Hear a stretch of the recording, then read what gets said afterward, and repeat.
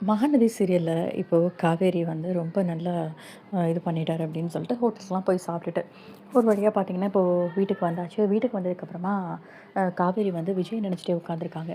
அப்போ விஜய் வந்து "ரொம்ப நல்ல மனுஷன் தானம்மா" அப்படின்னு சாரதா கிட்ட வந்து கேட்கும்போது, "இப்பயாவது உனக்கு புரிஞ்சுதே" அப்படின்னோன, "ஆமாம்மா, எதுக்குமே ஒரு டைம் வேணும்ல புரிஞ்சுக்கிறதுக்கும்.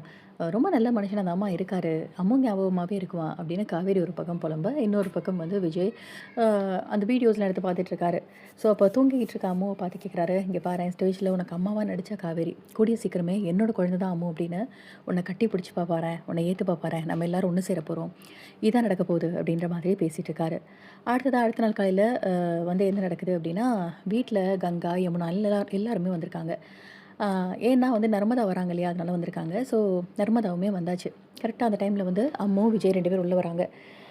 நான் உனக்கு சித்தி தான் அப்படின்னு நர்மதா அம்மு கிட்ட சொல்ல, ஸோ காவேரி குழந்தை, அம்மு எல்லாம் சேர்ந்து விளையாண்டுட்டு, ஸ்கூலுக்கு டைம் ஆச்சு கிளம்பலாம் அப்படின்னு நம்ம காவேரி, அம்மு, விஜய் 3 பேருமே போறாங்க. அடுத்ததா "எப்படிக்கா உண்மைய சொல்லாம இருக்கிறது? பார்க்கவே கஷ்டமா இருக்குக்கா அம்முவ" அப்படின்னு சொல்லிட்டு நர்மதா ஃபீல் பண்ணுது. "டைம் வந்தோனே எல்லாமே தெரிஞ்சிரும்டி" அப்படின்னு கங்கா சொல்றாங்க.